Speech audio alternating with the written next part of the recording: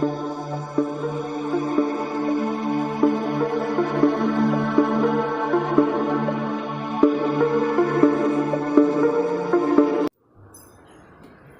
நண்பர்களே.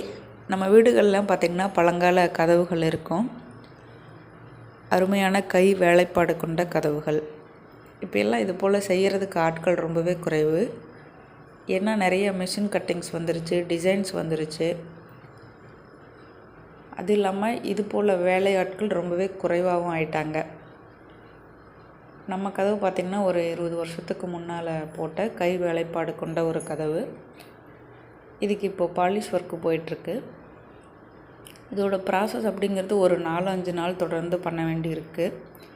2-3 கோட்டிங் போட்டு அதை ட்ரை பண்ண விட்டு மறுபடியும் அதை தேய்ச்சி பட்டி பார்த்து மறுபடியும் ஒரு கோட்டிங் போட்டு அதை ட்ரை பண்ண விட்டு மறுபடியும் அந்த மாதிரி ஒரு ப்ராசஸ் போயிட்டு இருந்தது. நம்ம கதவு படாக் மர வகையை சார்ந்தது. நம்ம டோருக்கு பார்த்திங்கன்னா ரோஸ்வுட் பாலிஷ் அப்படின்னு சொல்லிட்டு அந்த ஒரு கலர் கொண்டு வராங்க. இதிலே டீக்வுட் அப்படின்னு நிறைய வெரைட்டிஸ் இருக்குது. அப்போ எல்லாம் டிசைன் ரொம்ப முக்கியம் அப்படின்னு சொல்லிட்டு கதவுகளில் பார்த்திங்கன்னா அழகழகாக பூக்கள் வரைஞ்சிருப்பாங்க. இது மறுபடியும் ப்ராசஸ் பண்ணும் பொழுது தான் அது எவ்வளோ கஷ்டமான ஒரு விஷயம்னு தெரியுது. ஏன்னா பழைய கோட்டிங் எல்லாம் அவங்க எடுத்துட்டு தான் திரும்பவும் புது கோட்டிங் போடுறாங்க. அதை தேய்ச்சி எடுக்கிறதுக்கே 2 நாள் அந்த மாதிரி டைம் எடுக்குது. ஏன்னா அவ்வளோ வேலை அதில் இருக்குது.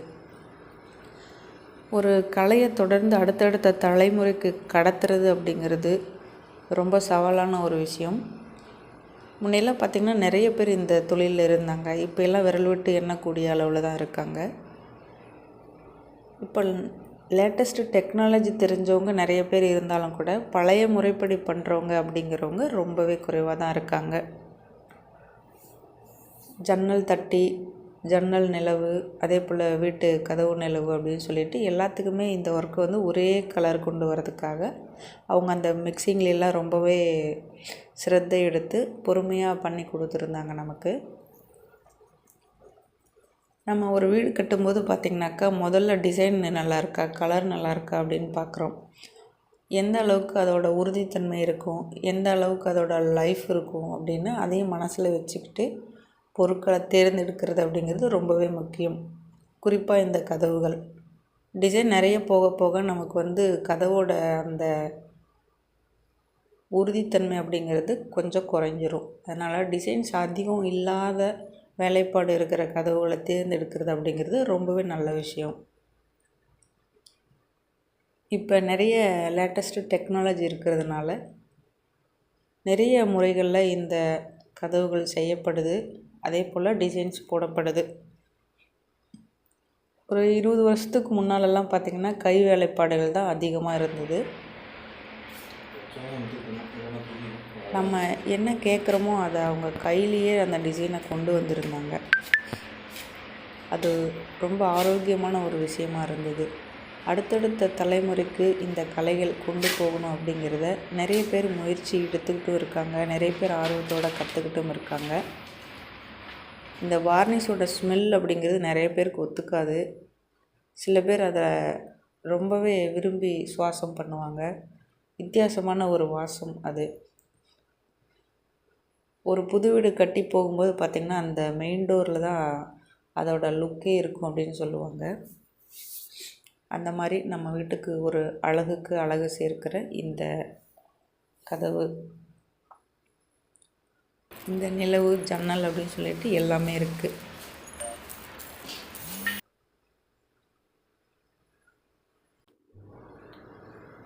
வீடுகளில் வேலை செய்யும் பொழுது நமக்கு வாய்க்கிற அந்த வேலை ஆட்கள், அந்த கலைத்துறையை சார்ந்தவங்க ரொம்பவே முக்கியம். ரொம்ப அர்ப்பணிப்போடு ஒரு சிலர் வேலை பார்க்குறாங்க. அதுபோல் தான் இந்த கதவு வேலை பார்த்தவரும் ரொம்ப அர்ப்பணிப்போட ரொம்ப நல்லா அருமையாக செஞ்சு கொடுத்துருந்தார் நமக்கு.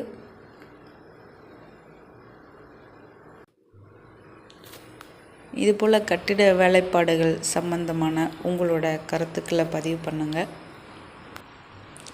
குறிப்பாக கதவு வேலைப்பாடு, இந்த பாலிஷ் ஒர்க் இது போல் உங்கள் வீடுகளில் நீங்கள் பண்ணியிருக்கீங்களா? உங்களுக்கு தெரிஞ்ச இடங்களில் நீங்கள் போய் அந்த அழகை ரசிச்சிருக்கீங்களா அப்படிங்கிறதையும் தெரியப்படுத்துங்க.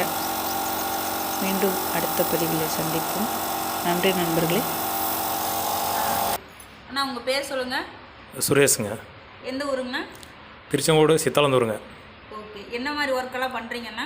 நான் அந்த டோர் பாலிஷ்லாம் பண்ணுறேங்க, கபோர்டு பண்ணுறேங்க, பாலிஷ் ஒர்க்கு. ஓகேங்க. அப்புறம் பில்டிங் ஒர்க்கு பட்டி பார்த்து பெயிண்டிங் பண்ணி அவுட்ரு வேலை வரைக்கும் செஞ்சுட்ருக்குறேன். ஓகே ஓகேங்கண்ணா. உங்கள் ஃபோன் நம்பர் அப்படியே சொல்லிடுங்கண்ணா. 95 78 58 77 03.